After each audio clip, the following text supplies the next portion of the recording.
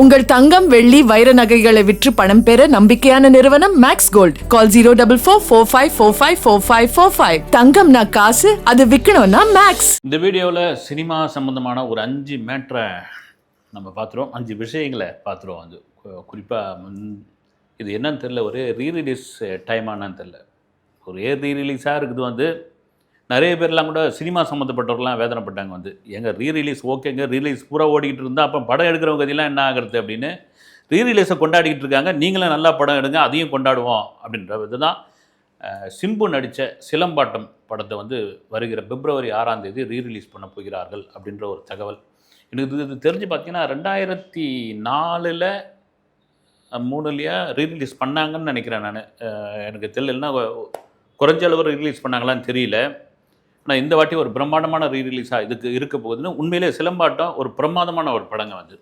சிலம்பாட்டம் கதையினுடைய அந்த அந்த திரைப்படம் உருவானதே ஒரு சுவாரஸ்யமான ஒரு விஷயம். 2008 வந்த இந்த படம். ஆக்சுவலாக இந்த படத்தை டைரக்ட் பண்ணது கேமராமேன் சரவணன். சூரியவம்சம், வல்லரசு, திருப்பாச்சி, திருப்பதி, இப்படி நிறைய படங்களுக்கு கேமராமேனாக ஒர்க் பண்ணவர். இன்னும் கேட்டால் நடிகை சங்கீதாவோட வீட்டுக்காரர் அவர். ஆக்சுவலாக அவர் கேமராமேனாக ஒர்க் பண்ணிகிட்டு இருக்கும்பொழுது இந்த கதையை ரெடி பண்ணிவிட்டு அவர் முதல் இந்த கதையை சொன்னது ஸ்டண்ட் மாஸ்டர் கனல் கண்ணங்கிட்ட. அவர் கேட்டுட்டு, தலைவா பிரமாதமாக இருக்குது தலைவா, சூப்பர் அப்படின்னு சொல்லி அவர் தெலுங்கு படத்தில் ஒர்க் பண்ணிகிட்டு இருக்கும்பொழுது, யார் கனல் கண்ணன் தெலுங்கு படத்தில் ஒர்க் பண்ணிக்கும்போது சிரஞ்சீவி கிட்ட இந்த கதையை சொல்லியிருக்காரு. ஒரு லைனை சொல்லியிருக்காரு. சிரஞ்சீவி பயங்கர இம்ப்ரெஸ் ஆகி போய் அவர் வர சொல்லுங்கன்னு சொல்லி தெலுங்கில் இவர் போய் சிரஞ்சீவி கதை சொல்லி சரவணை அது பிடிச்சி போய் அதை சில கொஞ்சம் மாற்றங்கள்லாம் பண்ணி ரெடியாகிற நேரத்தில் என்ன காரணமோ தெரியல, சிரஞ்சீவியாவில் பண்ண முடியல, தெலுங்குலேயும் பண்ண முடியல. திரும்ப இவர் பிஸியான கேமராமேன் இங்கே வந்துட்டார். இங்கே வந்தப்போ திருப்பாச்சி படம் பண்ணிகிட்டு இருக்கும்பொழுது விஜய் அந்த சமயத்தில் டபுள் ரோல் எதுவுமே நடிக்கலை.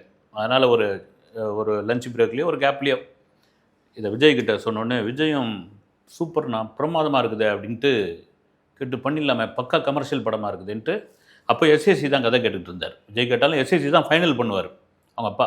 அப்போ எஸ்எஸ்சி கிட்ட போய் சரவணன் சொன்னபோது, okay Saravana, double hero subject okay, ஆனால் 2 ஹீரோ மீட் பண்ணாமலே இருக்கிறாங்களே, அதுதானே ரொம்ப முக்கியமான ஒரு விஷயம், இது எனக்கு பெருசாக உடன்பாடு இல்லை அப்படின்னு சொல்லிட்டாரு. என்னடா இது சிரஞ்சீவி விஜய் இப்படி தள்ளி போகுதுன்ட்டு.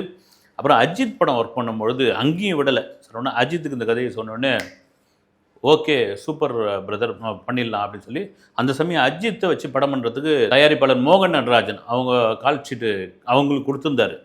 அஜித், நீங்கள் போய் அவர்கிட்ட கதை சொல்லிவிடுங்க, எல்லாம் பக்காவாக பண்ணிடலான்ட்டு சரவணன் போய் மோகன் நடராஜன் அவருக்கு கதை சொல்லி அவங்க என்ன பண்ணிட்டாங்க, கொஞ்சம் பட்ஜெட் பெருசாக இருக்குது, இது தாங்குமா, இந்த அளவுக்கு பண்ண முடியுமா அப்படிலாம் தயங்கிட்டு, அதுவும் பார்த்திங்கன்னா அஜித் அப்புறமா அடுத்தடுத்து கமிட்மெண்ட்டு அது ஏதோ ஒரு காரணமால் அதுவும் ட்ராப் ஆகிடுச்சு. இவரும் கேமராமேனாக அப்படி ஒர்க் பண்ண ஆரம்பிச்சிட்டா. சரி ஓகே, ஒரு கதை பண்ணோம், இவ்வளோ தூரம் சுற்றிட்டு வந்தது, சிரஞ்சீவி விஜய் அஜித்னு சுற்றிட்டு வந்தது, அது எப்போ அதுக்கான வாய்ப்பு வருமோ பண்ணட்டும் அப்படின்ட்டு விட்டுட்டா. ஒரு ஒளிப்பதிவு வேலையில் மும்பரமாக இருக்கும்போது கனல் கண்ணனே பிரதர் இது மாதிரி சிம்பு கமர்ஷியலாக கதை கேட்குறாரு, ஒரு கமர்ஷியல் படத்தில் நடிக்கணும்னு ஒரு ஆசை, இந்த கதை அப்படியே அவருக்கு செட் ஆகும், நீங்கள் போய் சொல்கிறீங்களா, நான் சொல்கிறேன்னு தாராளமாக சொல்கிறேன்ட்டு சிம்புக்கிட்ட போய் இந்த கதையை சொன்னேன். சிம்புக்கு பயங்கர ஹாப்பி. சிலம்பாட்டம் கதை கேட்டோன்னே டபுள் ஓகே சொல்லி, அந்த நேரம் பாருங்கள், சிம்பு கமிட் ஆகியிருந்த படம் தெரியுங்களா, மிஸ்கின் இயக்கத்தின் முகமுடி. அப்புறம் அதுலேருந்து இமீடியட்டாக வெளியே இந்த படத்துக்குள்ள கமிட் ஆகிட்டார். முகமுடி ஜீவா பண்ணார். ஆனால் பாருங்கள், ஜீவா சிம்பு இவங்க அவ்வளோ காலத்துக்கு அப்புறமா இப்போ இயங்கிட்டு இருக்காங்க. இப்போ ஜீவா ஒரு கட்டத்தில் அப்படியே காணாமலே இருந்தார். திடீர்னு டிடிடி இந்த படத்து மூலம் மறுபடியும் லைம் லைட்டுக்கு வந்துட்டார். சினிமா தானே இது, சரி ஓகே சிலம்பாட்டம் கதைக்கு வாங்க. சிம்பு ஓகே சொல்லிட்டாரு. படத்தை லக்ஷ்மி மூவி மேக்கர்ஸ் தயாரிக்கிறத முடிவு பண்ணிட்டாங்க. சரவணன் கேட்ட ஆர்டிஸ்ட் எல்லாம் அவங்க ரெடி பண்ணி கொடுத்தாங்க. இந்த இவ்வளோ பேரை சிரஞ்சீவி விஜய் அஜித் இவங்கெல்லாம் தாண்டி இந்த கதை என்னப்பட்ட கதைன்னு சிலம்பாட்டம் பார்த்தவங்களுக்கு தெரியும். ஒரு விச்சுன்னு ஒரு பரம சாதுவான ஒரு பையன், அவங்க தாத்தாவுடைய வளர்ப்பில் இருக்கிறான், ரொம்ப சாது. அப்படி தான் அவரும் வளர்க்குறாரு. அவனுக்கு உப்பு போடாமலே சோறு கொடுக்குறாரு, அவனை பொத்தி வளர்த்துட்டு இருக்காரு. ஒரு கட்டத்தில் ஒரு ரவுடிகளால் ஒருத்தனுக்கு ஒரு தொல்லை ஏற்படும் போது இந்த விச்சு, பரம சாதுவான இந்த விச்சு திடீர்னு ஆக்ரோஷமாகி அந்த ரவுடிகளை புரட்டி எடுக்கிறான். புரட்டி எடுத்தவொடனே அவங்க தாத்தாவுக்கு விஷயம் தெரிஞ்சு போய், நெடுமுடி வேணும் தான் அவங்க தாத்தா, அலறி போய் நான் எதை நடக்கக்கூடாதுன்னு நினச்சுன்னா அது நடந்து போச்சேன்னு சொல்லி அவர் பயந்து கண்ணீர் வடிக்கிறாரு. அதன் பிறகு தான் வந்து ஒரு ஃப்ளாஷ்பேக் கதையை சொல்கிறார் அவங்க தாத்தா. இவர் இந்த விச்சு இருக்கார்ல சிம்பு, இவருடைய அப்பா வந்து வீரையன், பெரிய ஒரு சண்டியர், பயங்கரமான சண்டியர். அவரை வந்து எதிரிகள் வந்து கொன்னுடுறாங்க. இந்த கதையை கேட்ட பிறகு இந்த விச்சு தனக்கு தெரிஞ்ச சிலம்பாட்டம், தற்காப்பு கலை இதெல்லாம் கற்றுக்கிட்டு இதெல்லாம் வச்சுக்கிட்டு அந்த அப்பாவை கொண்ட எதிரிகளை வந்து சாய்க்கிறாரு. இதில் ஒரு பெரிய பியூட்டி என்னென்னா சந்தானத்துடைய காமெடிங்க பிச்சு உதறிக்கும். நீங்கள் பார்த்தீங்கன்னா விழுந்து விழுந்து சிரிப்பீங்க. படம் சூப்பர் டூப்பர் ஹிட்டு. இந்த படத்தை எனக்கு தெரிஞ்சு குட்லக்கு ப்ரீவியூ தேட்டர் அது 4 ஃப்ரேம்ஸ்னு மாறிச்சு. அந்த ப்ரீவியூ தேட்டரில் இது என்கிட்ட இவர் சரவணன் சொன்னது. செலிபிரிட்டிகளுக்கெல்லாம் ஷோ போட்டுட்டு அந்த லிஃப்ட்லேருந்து இறங்கும் பொழுது விஜய் அப்படி விஜய் இறங்கிட்டு இருந்தான். அப்போ வந்து சரவணன்கிட்ட சொன்னார், நான் பண்ண வேண்டியது ஏதோ ஒரு காரணங்களால் ஏதோ ஒரு இதில் மிஸ் ஆகி போச்சு, நம்ம சேர்ந்து 2 பேரும் படம் பண்ணுவோம் அப்படின்ட்டு அவர் இறங்கி போயிட்டு இருக்கிற வருத்தப்பட வச்சுருக்குது. நீங்கள் பார்த்தீங்கன்னா பயங்கர கமர்ஷியலான படம். இதை தான் சிரஞ்சீவியும் சொல்லியிருக்காரு. இந்த சிலம்பாட்டத்தை பார்த்துட்டு என்ன பிரதர் வந்து இதை நான் மிஸ் பண்ணிட்டேனே அப்படின்னு சொல்லி வருத்தப்பட்டிருக்காரு. இப்போ சிரஞ்சீவின்னு சொன்னோன்னே அவரை பற்றியான ஒரு தகவல் வந்து மனசங்கர வரப்பிரசாத் காரு இந்த பொங்கலுக்கு அதாவது சங்கராந்திக்கு ரிலீஸ் ஆன தெலுங்கு படம். அந்த படம் வந்து சூப்பர் டூப்பர் ஹிட் அடிச்சிருக்குங்க. அது தெலுங்கில் கிட்டத்தட்ட 400 கோடி ரூபாய் அந்த படம் கலெக்ட் பண்ணியிருக்குது. தெலுங்கு இண்டஸ்ட்ரிக்கு பெரிய ஒரு பூஸ்டாக இருக்குது. சிரஞ்சீவிக்கு இன்னும் அந்த ஃபேன்ஸ் இருக்காங்க. ஒரு பக்கா காமெடி படம் இந்த படம் வந்து. இந்த படத்துடைய டைரக்டர் தான் பகவந்த் கேசனுடைய டைரக்டர் வந்து. அப்படி ஒரு பிரமாதமான படமாக எடுத்திருக்காரு. வசூலில் சக்கப்போடு போட்டிருக்கு இந்த படம். நம்ம தமிழில் கூட பார்த்திங்கன்னா பராசக்தி 100 கோடியை கடத்திருக்குது. 100 கோடி விங்குக்குள்ளே பராசக்தி வந்திருக்குது. இந்த படம் மனசங்கர வரப்பிரசாத் காரு பயங்கர ஹிட்டுன்னு சிரஞ்சீவிக்கு சொல்ல முடியாத ஒரு ஆனந்தமாகி அந்த டைரக்டர் கூப்பிட்டு ரேஞ்சர் ரோவர் கார்லாம் கொடுத்துருக்காரு வந்து. என்னென்னா தெலுங்கு படத்தினுடைய இந்த இந்த இந்த வருஷத்துடைய 2026 ஒரு தொடக்கமே தெலுங்கு சினிமாவுக்கு சூப்பராக இருக்குது அப்படின்னு எல்லாரும் பாராட்டிருக்காங்க. அதே சமயத்தில் பிரபாஸோட ராஜா சாப்னு ஒரு படம், அந்த படத்தை ஆஹோஹோன்னு இந்த படத்தை சிரஞ்சீவி படத்தை அந்தளவு கூட ஹைப் கொடுக்கல, அப்படி ஒரு ஹைப் கொடுத்தாங்க.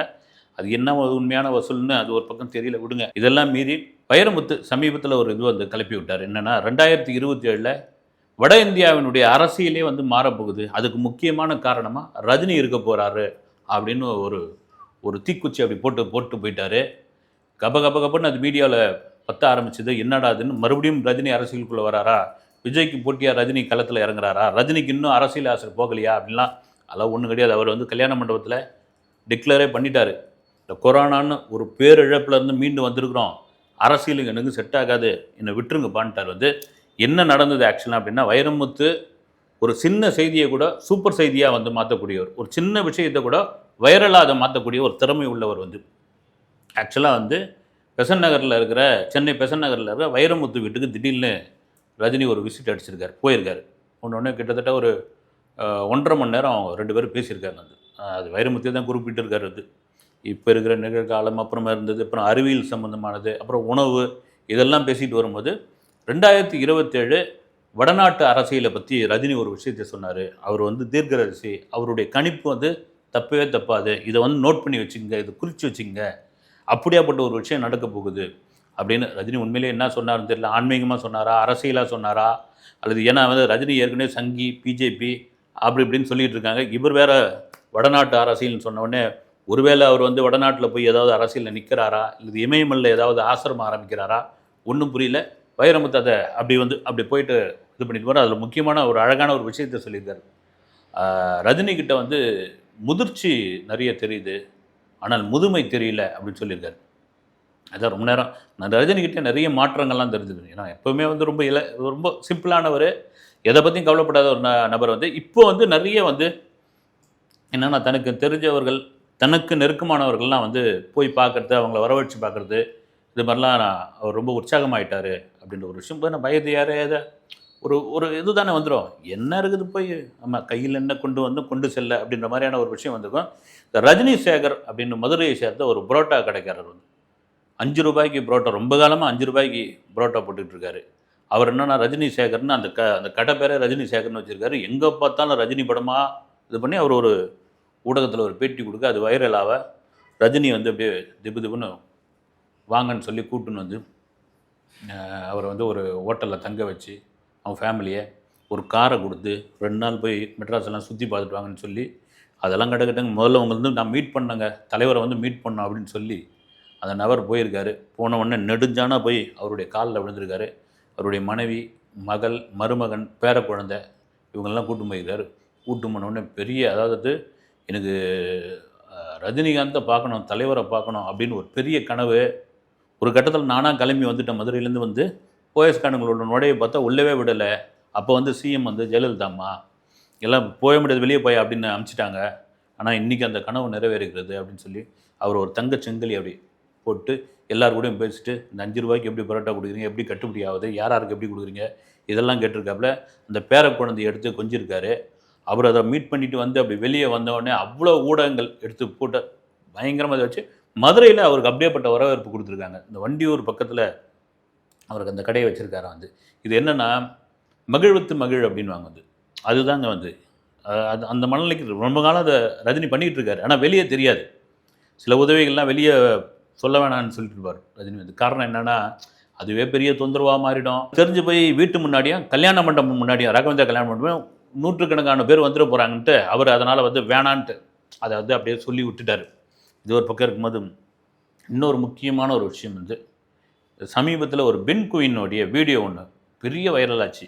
ஆளாளுக்கு அந்த பென் குயினை வச்சு ஒரு விஷயம் எல்லாம் பேசுனாங்க. வந்து அந்த பென் குயினுடைய ஒரு இணை, அதனுடைய ஒரு துணை அது இறந்து போனதுனால அது தன்னால் ஒரு 700 கிலோமீட்டர் நடந்து போய் ஒரு மலையிலேருந்து குதிக்கிறதுக்கு பார்க்குது அப்படின்னாங்க.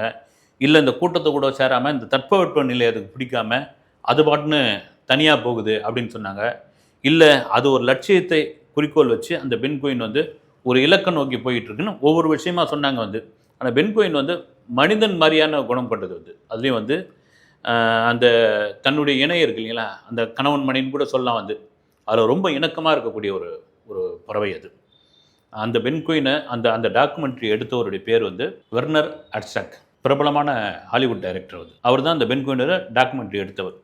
இவர் ஆக்சுவலாக யாருன்னு பார்த்தீங்கன்னா இவர் வெற்றிமாறனுடைய ஒரு தீவிர ரசிகர்.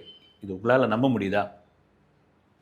இந்த வெர்னர் என்ன கதை அப்படின்னா விசாரணை படம், வெற்றிமாறன் இயக்குன விசாரணை படம், அட்டகத்தி தினேஷ்லாம் நடிச்சிருந்தாங்களே அந்த படம் வந்து ஆஸ்காருக்கு அனுப்பிச்சி வச்சாங்க. ஆஸ்காரில் ஸ்க்ரீன் பண்ணாங்க. அப்போ ஸ்க்ரீன் பண்ணும்பொழுது வெற்றிமாறன் தரப்புலேருந்து இந்த இந்த டைரக்டர் வெர்னரை இவரை கூப்பிட்டு இருந்தார். அப்போ என்ன சொன்னாங்களாம், வெற்றிமாறனுக்கு தெரிஞ்சவங்களாம் வந்து ஏங்க அவரை கூப்பிட்றீங்க, அவர் படம் அவருக்கு பிடிக்கலன்னா படம் ஓடிக்கிட்டு இருக்கும்போதே எழுந்து கிளம்பி போய்கினே இருப்பார். வந்து அவரை ஏங்க கூப்பிட்டீங்கன்னா, இல்லை அவருடைய நான் பெரிய ரசிகன், நான் வந்து அவருடைய படங்களை வந்து அப்படி நான் பார்த்துருக்குறேன், அவர் எழுந்து போனால் கூட பரவாயில்ல அப்படின்ட்டு சொல்லியிருக்காரு. அவர் வெர்னர் வந்து உட்காந்து படம் பார்த்துருக்காரு. படம் பார்த்துட்டு இந்த விசாரணை படம் முடிஞ்ச உடனே நேராக வெற்றிமாறன்கிட்ட வந்து சொல்லியிருக்காரு, இன்றைக்கி ராத்திரி என் தூக்கத்தை கலைச்சிட்டிங்க, நீங்கள் எப்படி தூங்க போகிறேன்னு தெரியல அப்படின்னு சொல்லிட்டு போயிட்டாராம். வந்து அவர் தான் இந்த பென் குயினுடைய டாக்குமெண்ட்ரி எடுத்தவர். அடுத்த வீடியோவில் சந்திக்கிறேன். நன்றி.